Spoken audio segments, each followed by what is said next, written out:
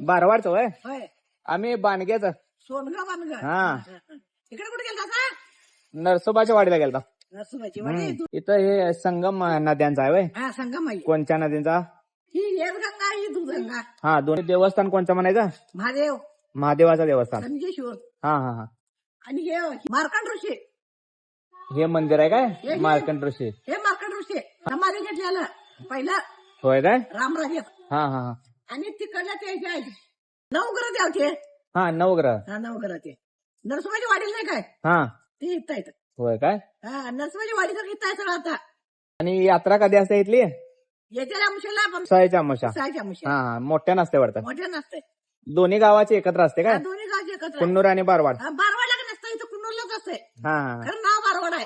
बरोबर. तर मित्रांनो, कधी या भागात आलात तर संगमेश्वरच्या या निसर्गरम्य वातावरणाला एक वेळ नक्कीच भेट द्या. धन्यवाद.